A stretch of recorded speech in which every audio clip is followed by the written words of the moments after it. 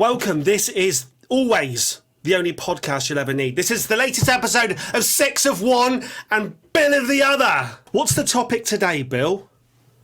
The topic today, in honor of Halloween, is horror. Horror films, horror movies for Halloween. I think that horror films, I was just thinking about this a moment ago in the shower, right? Because that's where I do my thinking about podcasts, in the shower. I like to have water raining down on my head. I was thinking that horror films and maybe sci-fi are probably my favourite genre historically in my lifetime. Why do we like horror? You know, it's because everybody likes horror. Everybody likes to be scared. My 5-year-old came into bed in the morning and he said, "Daddy, tell me a scary story." Because even at that age. So I told him the story of the gray man who liked to capture children and horrifically torture them until he ate them. And then he'd scrawl horrible misspelled letters to the parents about all of the torture he'd put these kids through. No, I didn't tell him that story. But if you think about like Hans and Gretel, it's just about as bad. Like that guy, he's back in the day, he's like, "Oh, I need to tell the kids a story when they get home from their shift at the coal mines." I know. The brothers. Yeah. The brothers Grimm and Hans Christian Andersen, all those guys. What's the Hansel and Gretel? Isn't that they try to eat? Well, you said Hans and Gretel, and what I was thinking of was Hans Gruber out of Die Hard. That guy. Because I can imagine, honestly, if he hadn't have fallen off that building doing that, I can imagine that he would have built. I would build a house out of cake, but it's not advisable. The three pigs know all about building houses out of silly structures and foundations. I'm no cannibal, right?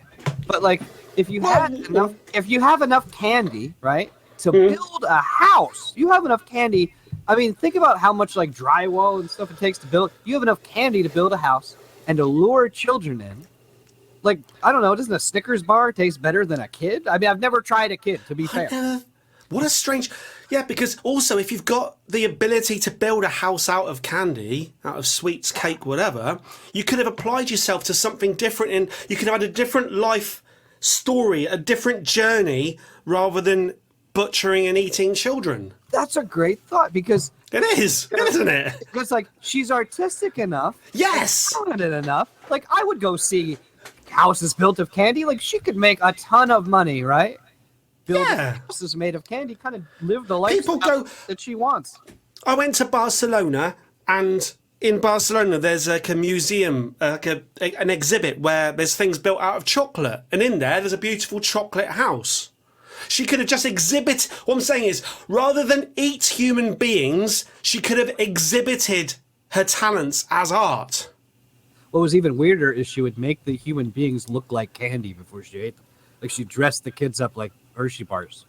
It's Halloween. Why do we like horror movies? And the number one answer that I got, looking it up and it makes sense, is the ability to witness something terrifying in a safe environment. So you can sit in your living room and you can confront all of these terrible, horrific things. You get that adrenaline rush.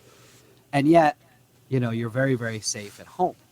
I have a few other reasons we like horror films. I don't know if you'd like to take a stab at it before I get into that. Reasons we like horror movies. Looking at something terrifying, that's what happens to me when I look in the mirror. The obvious answer is because you want to be horrified or enjoy, like you just said, the idea of being terrified, but in the comfort of the cinema or in your own home, knowing nothing's really going to happen.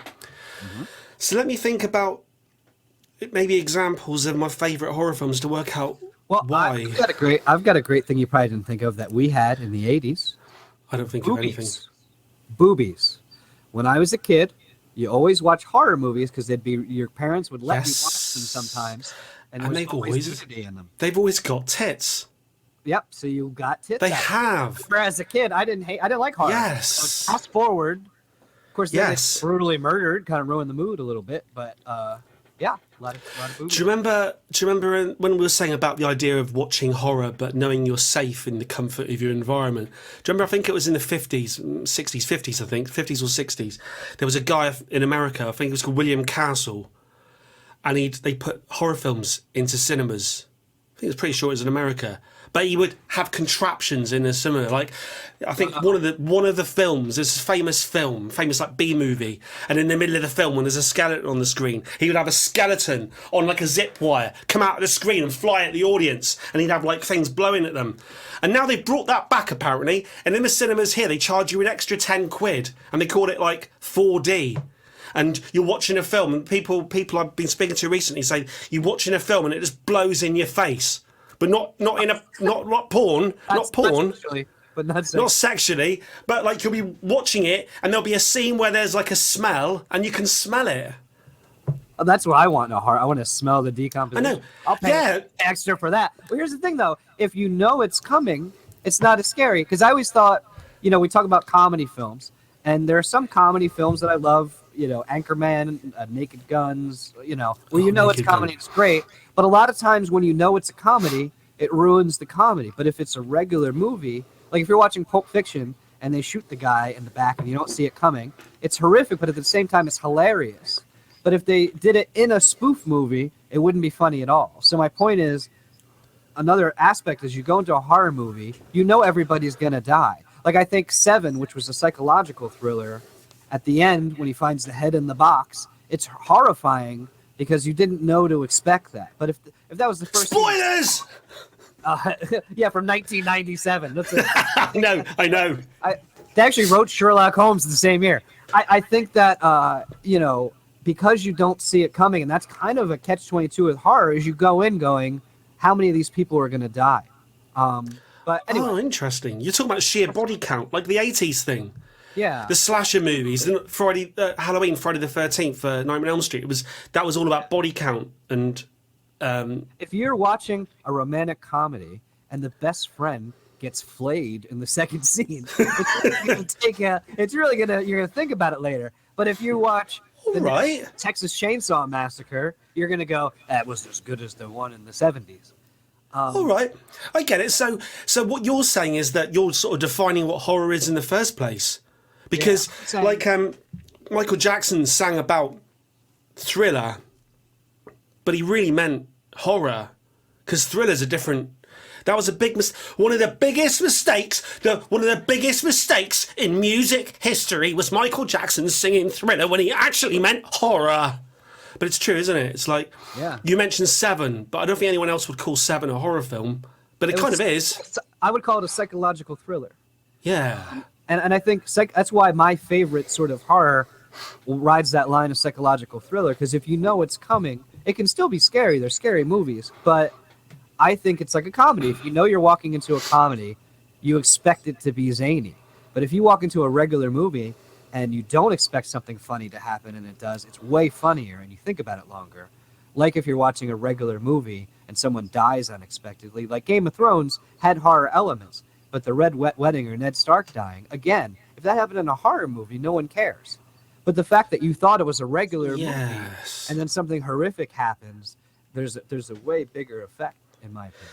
Are you talking about sneaking horror into what seems like a different genre? Because I watched Midsummer recently. Have you seen that one? Which I thought I did. Yeah, that's along the lines. That was like a modern version of The Wicker Man from the 70s, a little bit. I was gonna say he's probably. I wouldn't call myself a big horror fan. I have buddies that actually make horror movies, but I think Midsummer by Ari Aster is the name of the director, and Hereditary, which was his first film, I liked a lot. And then two other like horror movies I saw recently that I really liked that were different were The Witch, or I don't know if you're supposed to pronounce it, The Vivitch. Yeah, because yeah, it's a novelty of putting two things together. Right, I'll tell you what. The movie was really good. Well, I just watched Midsummer, and funny, isn't it? I watched Hereditary, Midsummer, and The Witch. Oh. Nice. Pretty much back to back, without you saying any of that. 3 class films that, like I just mentioned, remind me very much of the 70s folky horror, where you can watch a film for like the majority of the film, and it gets to the point where you're wondering, is this actually, especially The Wicker Man, is this actually a horror film? And then the end happens, and you think, okay, it's a horror film. Nicolas Cage really took that to the next Never seen it. Oh, you didn't. I've seen the meme, the bees, but I've never seen it. I've never seen it. What's interesting is I think another answer to our initial question of why do people like horror, in a weird way, I think it's a bit of a comfort food, in the sense of you take like a Friday the 13th or a Freddy Krueger movie. If you go into those, and we're talking about genre, you know what you're getting into when you watch one of those movies. You know you're going to get introduced to a character. They're probably going to get picked on by somebody. They're going to have some problem. One by one, the friends die. And then either they sacrifice themselves or they die in the end. So I think people take comfort in sort of the pattern of how these things happen. And what Midsommar does, which is great, and what Hereditary does, and what The Witch, and also like The Lighthouse. I haven't seen it. Great. It was with Willem Dafoe and Robert Pattinson. But they harken back to, I think, The Shining, which is my favorite horror film. And so what they do is it's just kind of you're questioning throughout the whole thing. Like if you think with The Witch, you're going, is this something that's happening? Is this in their heads? And it isn't until the very end that they sort of give you a hint that no, it is something. But it's very well hidden. There's a lot of subtlety where I think the bad horror films throw out all the subtlety. You like the ambiguity of some of these films. If you put it right in your if you put it right like in your face, it's not. I'm trying to think of an example of it's not scary anymore. Well, and interesting. Well, think about the history of it then. So I think there's a difference between the psychological horror, which we've mentioned in those few films, and something that like the noughties and in the tens, the what was it called, the torture porn thing, like the jump scares and the sheer horror of having someone being horrifically mutilated. Well, I just watched the new Hellraiser. Right. We were going to talk about horror, and that is a good example of. It's interesting because these movies sometimes they try to do character development. So when you're writing a movie, the idea is you take a character in the beginning, and they have a problem. You have an inciting incident that causes them to conquer their problem. Yeah. And if that's done well, it can work really well. I think. Back in Alien, Sigourney Weaver as Ripley, at the beginning she kind of learned and changed and grew and became strong and went through that whole thing to survive, and that was well done. But with Hellraiser, what's funny about it is the initial character has a drug problem, and I'll throw some spoilers out. But she somewhat develops. But here's my thing: are people going into the new Hellraiser movie? Like I go, hey dude, there's a new Hellraiser movie. They go, oh shit, I hope we get some good character development. I hope that we get a girl dealing with her drug dependency. That's what I want to see. I want to see her conquer her fears. No, they want to see the cool kills and stuff. And what's weird is the balancing act. When you watch horror too, like these people are flaying people's skin off. And this is the kind of horror I don't like. And because first of all, why am I putting that in my subconscious? Saw and Hostel, like all that stuff. I can't watch any of that. Wolf Creek but I got through the Hellraiser, and one thing I laughed at is, and a little spoiler is, there's a character in the movie that's like he opens the box, and every time you open the box, you call these Cenobites, and they come and they kill whoever you stab with the box, and then if you get like 5, they give you your wish. So this rich guy's doing it because he wants to get his wish. But here's the hilarious thing to me. Like, if you saw a bunch of demons from another dimension who gleefully, like, flayed themselves and ripped people apart, would you think to yourself, I bet these folks are honorable in business? Trustworthy. Yeah, like... The bloke with a nail through his forehead, he's got to be trustworthy. Yeah, like... Spoilers, they double-cross him. But I always wonder what the limit is, and I got a few quotes online from this movie that made me think about like the kinds of people that like horror. There's the innocent way, but here's just a couple quotes that I read. Ready?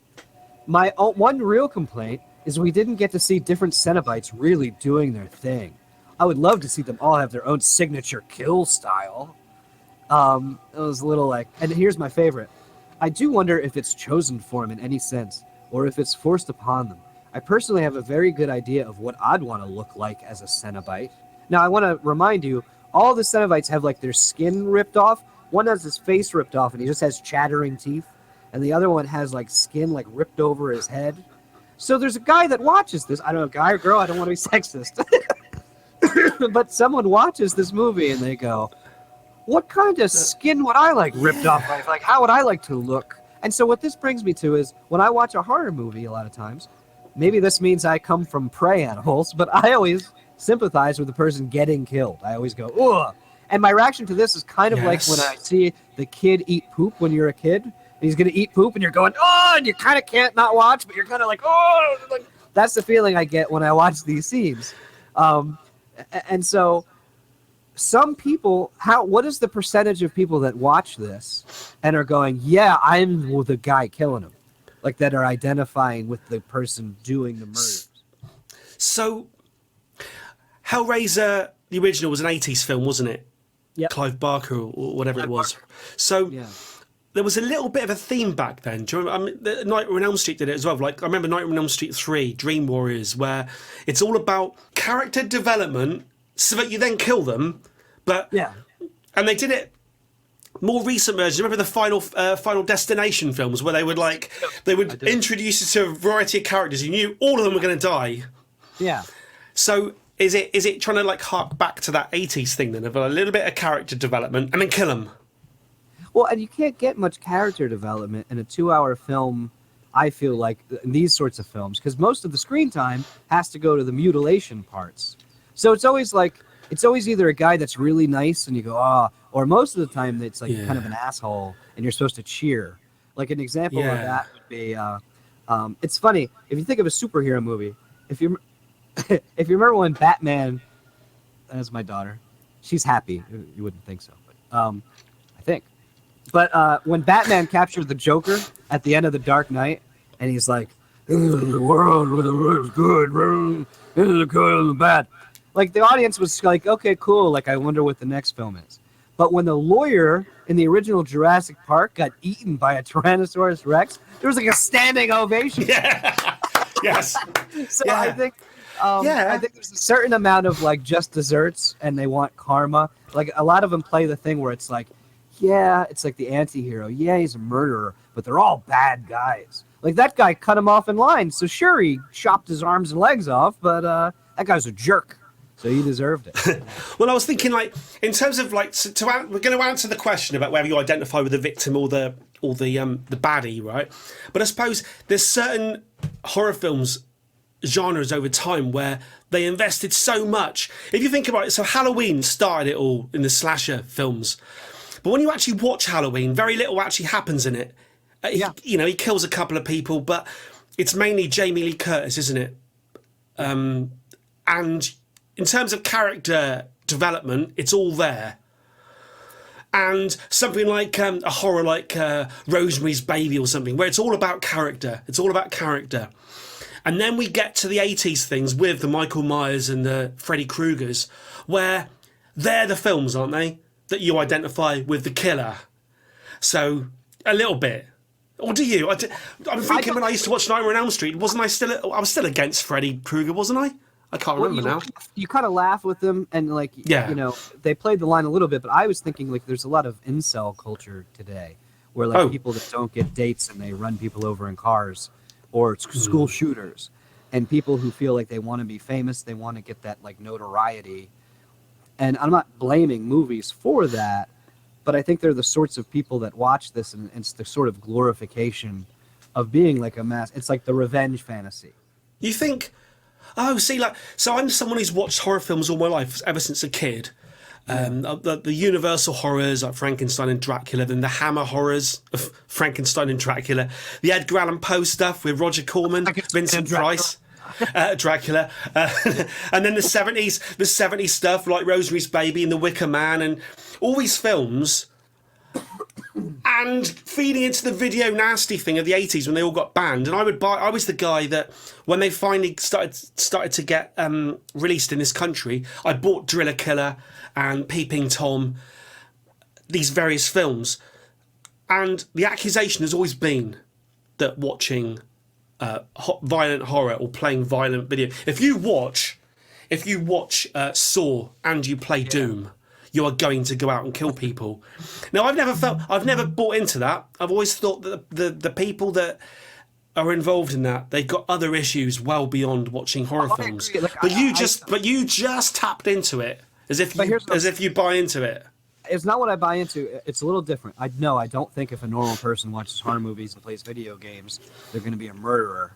I think if you have a proclivity, or if you are already having those feelings, it can be like pornography for you. Like, in other words, I think if you're a dude that like wants to be a murderer, you're really going to like watching these movies, and you're probably going to watch them from a different perspective than someone like you or I are going to watch these movies. Like, you're not going to go, oh, they're going to get killed. You're going to be like getting off on the power of like whatever, you know, like the guy or the person who wanted to be like, what would I be like as a Cenobite? I'm not saying they're a murderer, but I'm saying just the perspective of like, well, what I want to look like, and because they're kind of it's like a hero fantasy.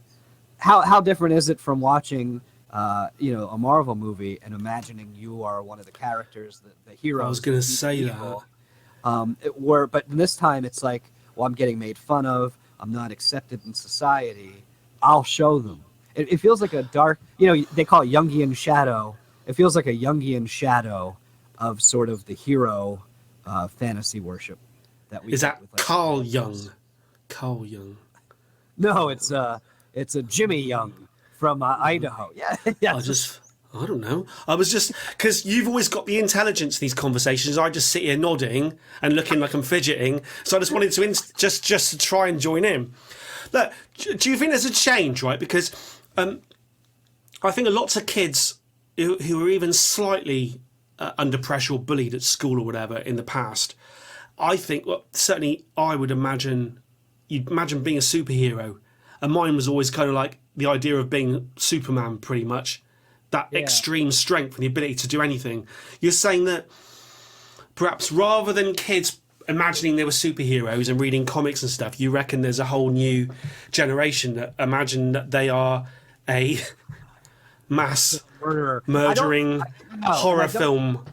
I would not say, I don't think it's like the majority of kids. Like, I don't think it's like these Gen Z axe murderers. Like, I don't think it's a whole slot. I'm talking about a very small percentage. So I wanted to wear my pants on the outside of my trousers, and even to this day, I'm basically walking around in a kind of blue, and I am currently wearing my underpants on the outside of my trousers.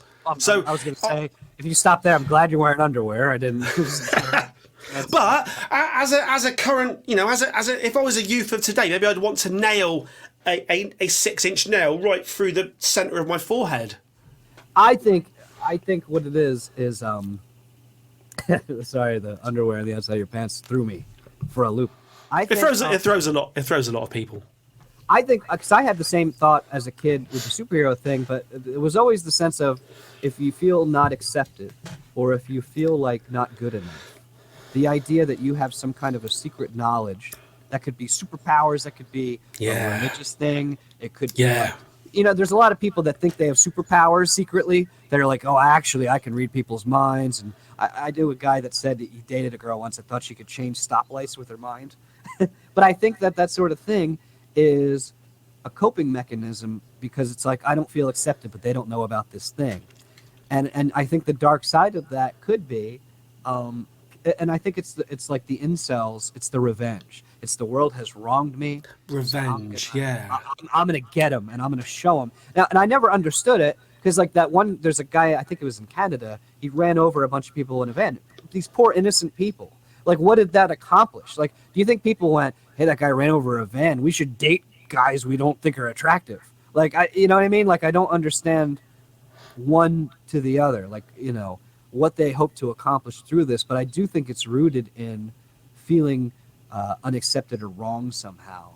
And so I don't think the majority of people who watch horror movies are killers, and I'm not saying that at all. I'm saying if you already have a proclivity towards that sort of thinking, you could probably approach it in that way. And I just wonder about, like, you see comments like that, and I wonder, like, what percentage of people are doing that?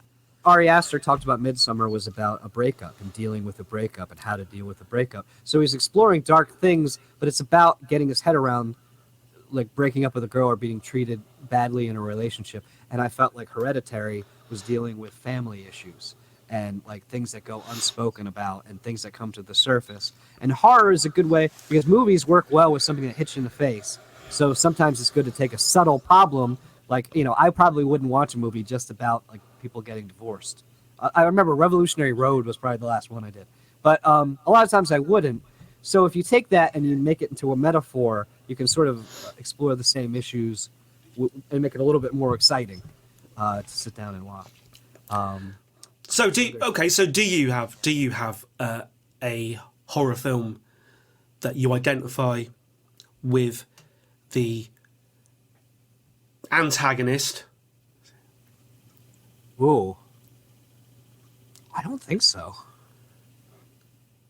Because you threw the question out there, but so there has to be one where someone does something horrific and you're willing them on.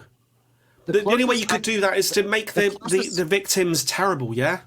The closest I could come to is not a horror film, but I think of like, say, Uma Thurman in Kill Bill, where it's like these people wronged her and she's going, and I'm not saying, but revenge films. Yes, I am cheering her on. Yeah, I guess it was like that a little bit back in the day. Revenge, right? Okay, so I don't know whether they're horror films or not. They're probably thrillers, but revenge films in general, like that's the closest I'll get. Like I've never watched like Friday the 13th and went like, yeah, I wish I could slowly, methodically kill somebody. But like, no, I mean, but they do. Death for me. It's the Charles Bronson films. They are the Death Wish films. So someone in the beginning of the film murders his wife and rapes his daughter or whatever it is. The setup for the film is something absolutely horrific. So he goes out, he buys a gun, and I'm sure that everyone, including me, all the audience, and if you were in a cinema in the 70s, everyone would be cheering every single kill. Pro tip for the people in the audience: don't kidnap Liam Neeson's daughter. Well, that's it, isn't it? That's a modern version of Death Wish. And we're on his side, aren't we? But he's a hero, though. Hang on. So sometimes sometimes Freddy Krueger, or whatever, can be the hero, can't they? Although he's not. Freddy Krueger should never be. There's a line, isn't there, where horror becomes comedy. Yeah. Horror comedy. I think there's a lot of comedy. In fact, I don't like gore. Like, I don't like, let's look at somebody get brutalized in a movie. But then if they do it so over the top, it's funny, I do like it. Like, it can make me laugh if it's just ridiculously funny. Really funny kills. Really funny kills. Remember, like, Killer Clowns from Outer Space in the 80s? Leprechaun. They were so ridiculous. Leprechaun, was that Jennifer Aniston starred in that, didn't she? Pre-plastic surgery, Jennifer Aniston. I've never watched it. She looks like a different person. Well, I know that when I was a student, I went through a period of time where me and my mates, we watched all like the Attack of the Killer Tomatoes and all these different films. I just can't remember them anymore. But I was really into B movies. I loved them all. Yeah. Yeah, I watched like a lot of them. I don't as much now. Well, I wanted to ask you though, what would you? Okay, before we do our favorite, what would you say is? Because we're gonna have to go there. What's the scariest movie you've ever seen? I think the psychological films are scarier in some ways. I mean, actually, you can't. Oh, do you know what's scary? I think something like the original. Well, I hate. The thing is, you have to say the original now because they've remade every single famous horror film. Yeah, because I have favorite films, but what's the one that you couldn't sleep, or you were like, this? I'm actually scared watching this. Oh, blimey. I suppose, unfortunately, some of those films that I don't much like, the body horror ones, I'd rather have not watched them. Because as soon as you have someone being thrown into a swimming pool full of used syringes, or the Saw films where your only option, you're told you've got a contraption on your face and it's going to explode, but the only way you can get it off is to gouge your own eye out to get to the key that's behind your eye. I hate all of that stuff, but it sits here a little bit. Don't like it. I've got a weird one. The last one that scared me, Paranormal Activity, the first one. Oh, yeah, I have seen that, yeah. I was in a room by myself with my headphones on, watching it on my computer. And it's funny because you talked about when they explained it too much, because I remember watching it and I was like, I was freaked out because it's like things that happen around your house. And especially like when she would like stand over the guy while he's sleeping and they'd show the time skip. Yes. And what's funny though is then they ruin it, and I don't know if it was in that film. Horror movies always do this thing. I think Stranger Things did it too, where they're like, let's go to the library and look through old newspaper clippings about the monster. They go online, and they found out in Paranormal Activity, it was like, there was a witch who, a Native American did a thing. Yes. And then it totally ruins it. I'm not afraid anymore at all. Yes. You saying that actually reminded me of a whole other genre that is really, I think, are really scary. Is the Japanese horror films, Ringu, and they always remake them. But there's something about, I know it's a cliche now, but there's something about that girl that that the Ring. Have you seen the Japanese Ring? Yeah. With the girl just like in every frame, she's like and the way they make her move, like almost stop motion and stuff. Because the thing that scares me the most is equipment failure. So that one always gets to me, which is skipping frames to come at you. Equipment failure. Yeah, it's like thing. Podcasts are the modern horror. And right, well, let me Texas Chainsaw Massacre. Texas Chainsaw Massacre. I think the original Texas Chainsaw Massacre is a head doer, and any of the Devil films, The Omen. It's always seen as a poor cousin to The Exorcist, but The Omen's great. The Exorcist is maybe my favourite film of all time. Rosemary's Baby, anything. The Exorcist, because I was going to say, what would be your favorite horror movie? What would be your least favorite? The Exorcist. I like this. I like The Shining. I love The Shining, right? And it's I love the documentaries like The Shining and reading about all the people that think that Stanley Kubrick really put that much effort into all the weirdness in there, where I think it's just continuity errors. But The Shining, I like the fact that I like horror that should have won Oscars for Best Picture, but it's been frowned upon its entire life. One of the greatest genres of all time, and they'll give it like Best Special Effects and it's just a shame. But what's your least favorite?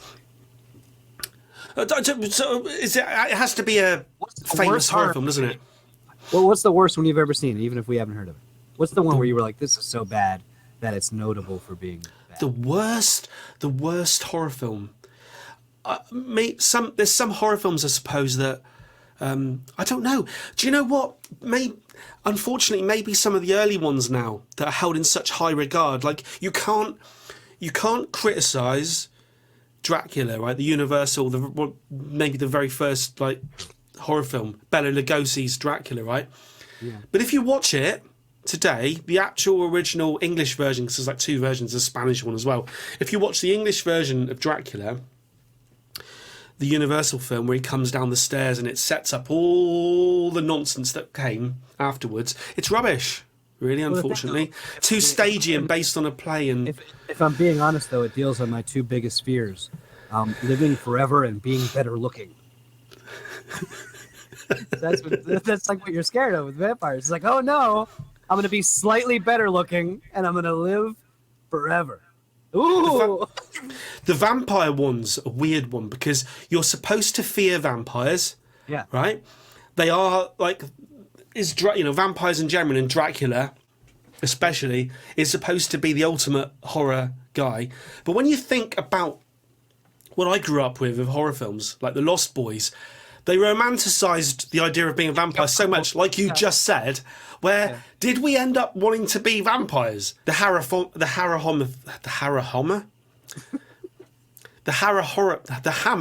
me. That's my favorite thing as well. I'll probably end up leaving that in now. The Hammer horror films of the 60s are the most gorgeous women in them, and they were wearing their like night robes and they were coming at you, and we were supposed, so they're coming at you 5 at a time, the most gorgeous women who existed in the 50s and 60s and 70s, the actresses of the Hammer films. Yeah, and then they open their mouths and their teeth come out, and as a kid I'd watch it and go, yeah, okay, I would make the deal. I'll make the deal.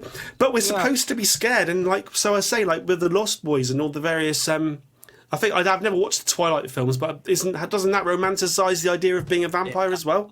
That takes it even to another. I think they sparkle in the light or something. I forget. Yeah. But surely, I think, in fact, is it this year? Because I think everyone's going to Whitby. Someone was telling me today that Johnny Depp or Keanu or someone involved in one of the films, all the vampires are gathering in Whitby, because Whitby, just up country here, is where Dracula's set, because it's the anniversary of the original Bram Stoker book this year, the 105th. When did he write Dracula? It must be when did he write it? Wouldn't it be weird Why- if it was like 2005 and we're like, oh, Why when I type in, this is silly, isn't it? Why when I type in Bram Stoker and Dracula, yeah, does the very first entry have Bram Stoker's Dracula, the 1992 film? The second entry is on the IMDb database, Dracula. which As really I scroll down, and I where's really the like book? Reeves, but his accent in that movie is It's leaves to be desired.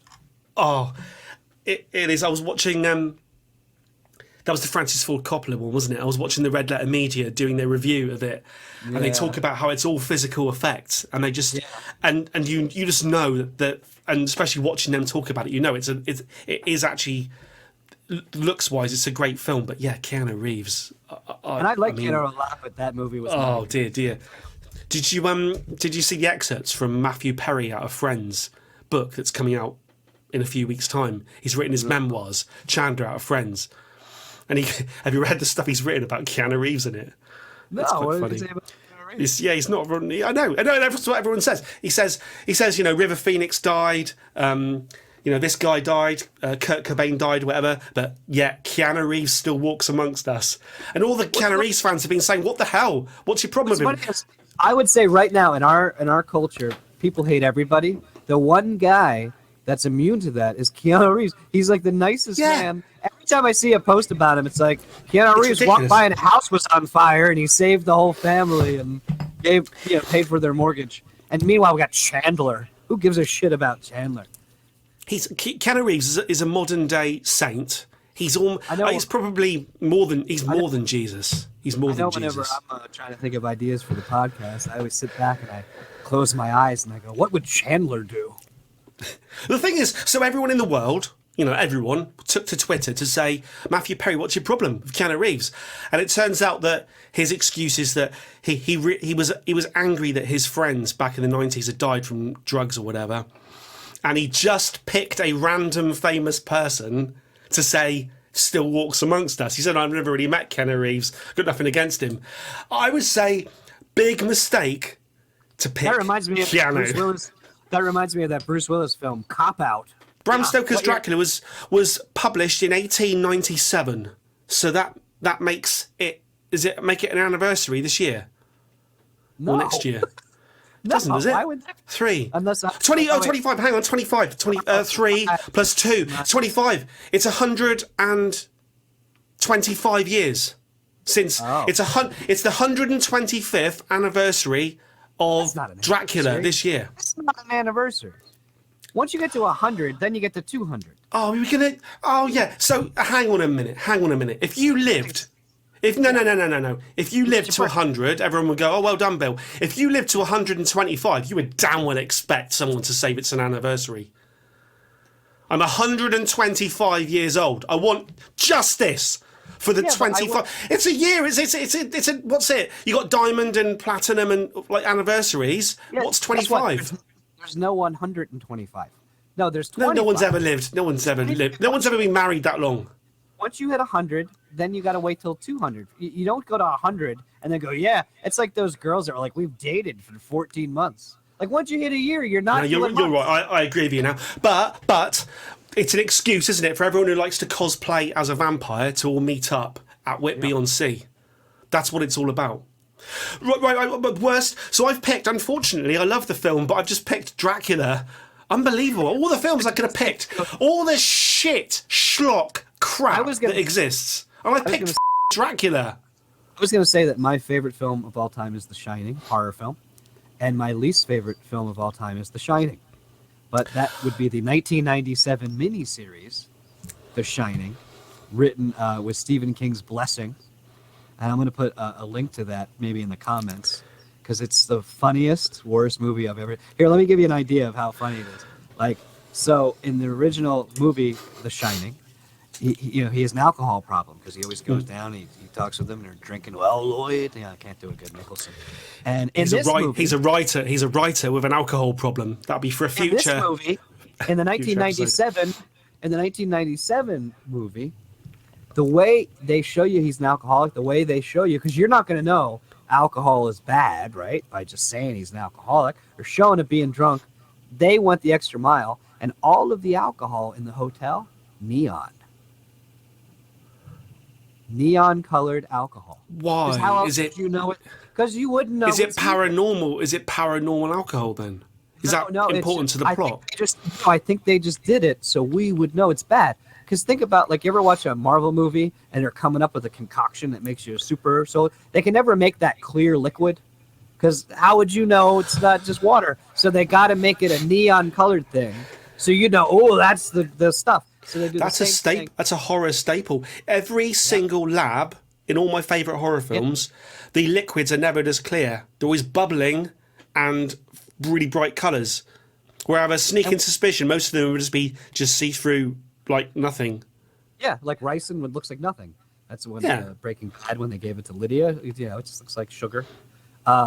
So, and then, in the original Shining, he has Toby, his friend, and he goes like, red rum, and it's the creepiest thing you've ever seen. It's a little kid with his eyes back in his head going, red rum, and it's kind of weird and funny, and it makes you very uncomfortable because it just makes no sense. Well, the better version... I don't like, I'm not keen on that. Yeah, the better version, in 1997, it's a grown guy, and he looks like he's wearing, like, Oshkosh Bagosh clothes for big and tall people. Like, they took a toddler's clothes and put it on a 20-year-old, because the idea is it's him when he's older, and like, so he'll be like, oh gosh, we're in trouble now, Dad, and then he'll appear with his Oshkosh Bagosh clothes, and he's literally like floating in the air, and you can really tell he's like behind a green screen with like his shirts like this, like, and he's like, Daddy, look out, you're gonna come get you. And it's so bad.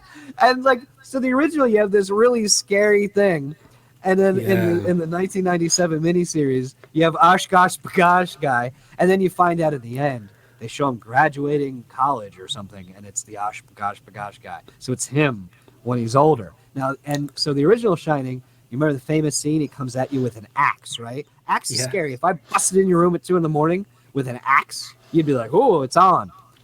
In the 1997, they're more true to the book, so he has a croquet or whatever mallet.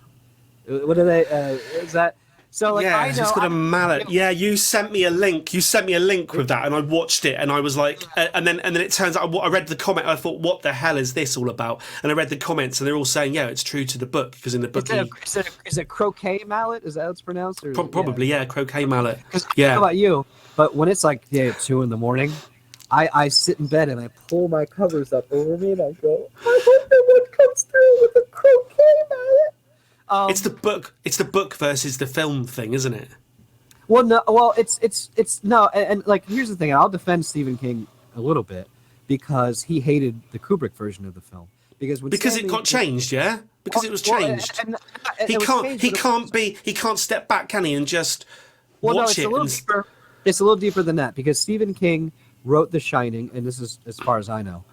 It was based on his own alcoholism and how destructive it was to his family. All of his books are. So he had a lot of personal things, and Kubrick made the guy crazy. Jack Nicholson's nuts from the start. But I would say, and I don't know about you, but I grew up around a lot of dysfunctional homes, and the father yelling at the wife all the time.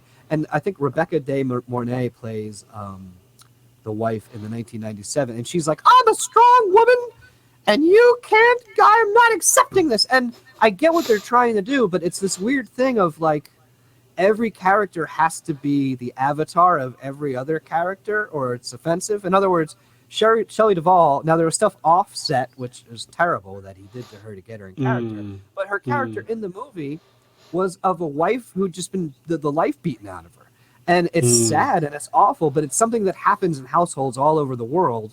And when I was watching it when I was younger, I recognized I knew friends and I knew houses where the husband was yelling and the wife was just like in a really bad position.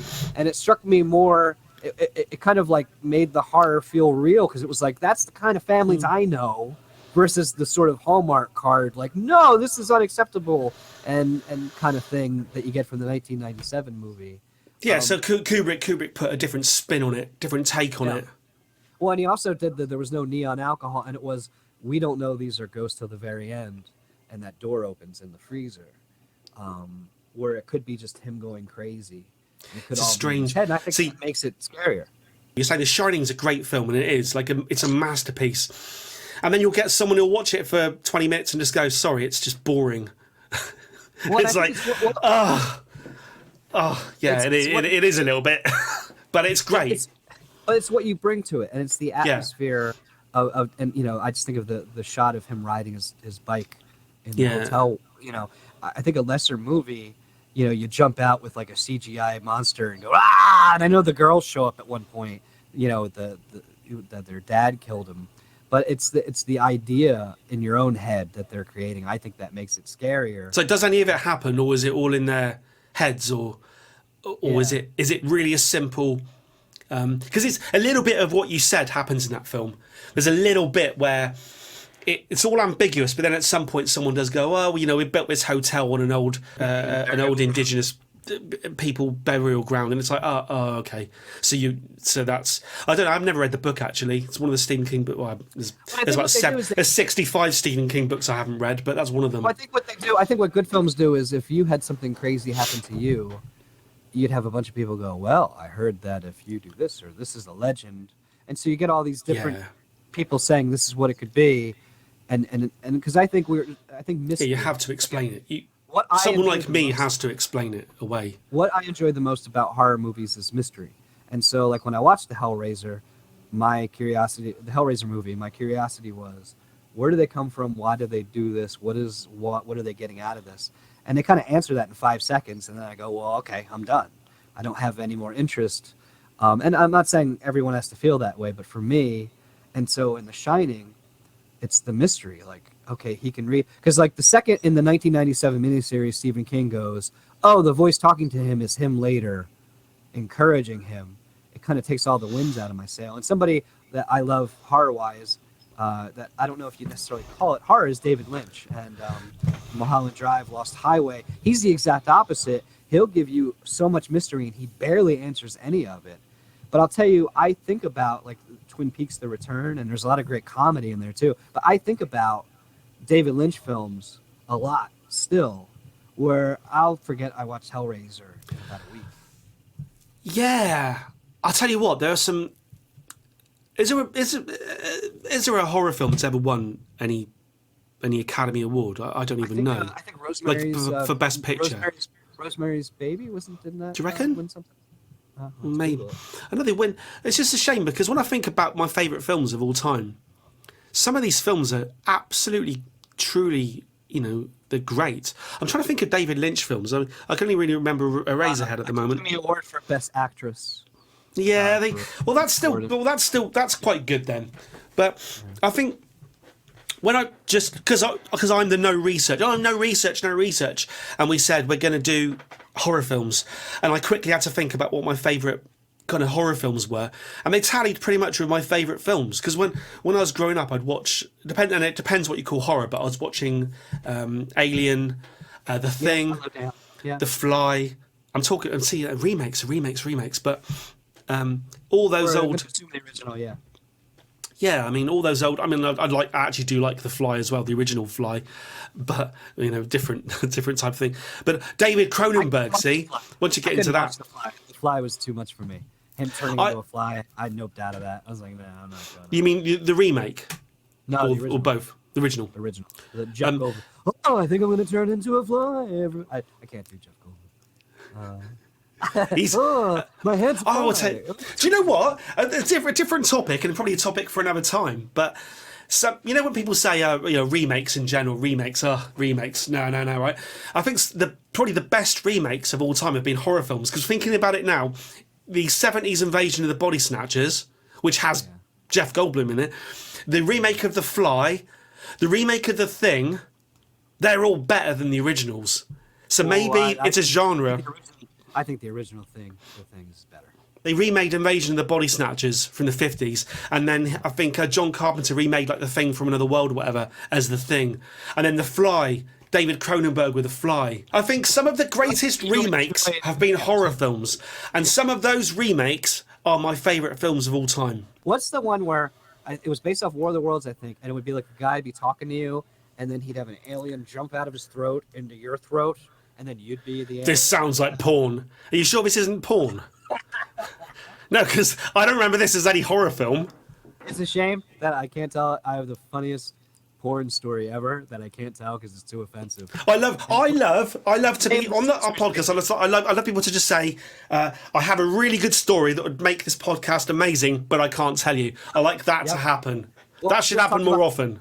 We just talked about mystery, so the folks at home now are going to be thinking about what would Bill's story. They're gonna know. They can imagine roughly what happened in this story. No, they can't. I'm telling you. Whoa, is it? Whoa. Okay. And I'm not involved. It's something else. Sit back, right? Your favourite horror film is The Shining, and your least favourite horror film is The Shining. Correct. We call that synergy in the biz. I like that because that's a much. My answer was rubbish because I just came up with Dracula on the spot, and there's no way Dracula's the worst horror film. Like George Lucas says, it's like poetry. It rhymes. It's what I do in every episode of the podcast. When someone says, "Isn't that what you talked about last week?" I say, "It's good. It rhymes." It worked for William Blake. Over the last couple of years, I started to buy the Giallo Italian horror films, and I think it was last Halloween I did a reaction. Listen through the soundtrack to Profondo Rosa. Yeah. Oh, I'll tell you what. I know we're winding up this episode now, but as like an aside, the music from horror films, holy shit! Oh, yeah. We've how could we not mention some of the greatest music of all time? John Carpenter. The Exorcist. Do you know what some of the greatest? The Exorcist, right? Exorcist. I would say Jaws is the best one, though. It's 2 notes, and you recognize it immediately. Yeah. And I don't know if you consider. I guess Jaws is a horror film, but yeah. It's amazing. And it's like you immediately know what it is. It could be another episode because I was going to say Goblin's music for Deep Red and Dawn of the Dead and stuff. I don't know if you've seen this or this was your stateside, and I'll put a link to it in a comment if you end up keeping this part in. When I was a kid, there was a show called Tales from the Dark Side, and they just played this like running piano thing. Doon, doon, doon, doon, doon. Copyright strike. Doon, yeah, so I can't do that. But what it would do is it would start out like with that, and it's like a beautiful sunny shots of kids playing, and it'd be like a Vincent Price like narrator, like, these people are good people, happiness, sunshine, Coca-Cola, barbecue. And they would just say that, and they would go, but, when the moon comes out. And it would all go like black and white, and they'd play that piano song, and it'd hit that organ. And as a kid, man. Porn again, hitting the organ. Sorry. I was just puckering the butt. Watch. I was like, yeah. But you're right. So that had an effect on you, the actual. You remember the music. I really remember. It was brilliant. And they're always very simple themes, like 3-note, 2-note We themes. should hold back because if we ever run out of ideas, I really do think that we could argue the case for some of these tunes being the greatest tunes. It's interesting we're doing a horror podcast because with this lighting, I look like Nosferatu. Well, I haven't wanted to say. I started off by saying you looked like Gene Wilder, but actually, over the years, you are turning into a Max Schreck or whatever. It's good. No, it's a good look. No, right? When you said the genie popped out of the lamp and he said, "What do you want to look like?" and you said a vampire. You were thinking Christopher Lee or the guy out of Twilight. Unfortunately, he gave you Nosferatu. Yes, that's it. That's the way we end. I'm not sure we've sorted anything out about horror films, but we've worked out that the 2 horror films that everyone should go away and watch right now are The Shining and The Exorcist. El es cómico. That does our episode on horror. Go home, be safe. Don't let anyone with crochet mallets into your house. This is Bill of the Other. Over and...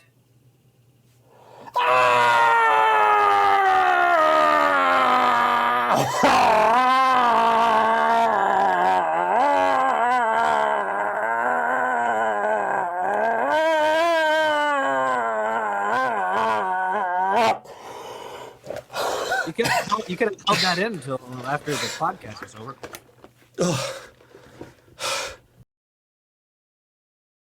When you said, what's the worst horror film ever made, I'm not happy that I picked Dracula. I was Because I like Dracula. I picked Bela Lugosi in Dracula. Have you watched it, though? It's a terrible, Worst thing- terrible film. Worst album I've ever heard, Michael Jackson's Thriller. Yeah, I slagged. Oh my god, I picked Dracula and I slagged Thriller off. Oh, on that bombshell. Oh no, we've already finished.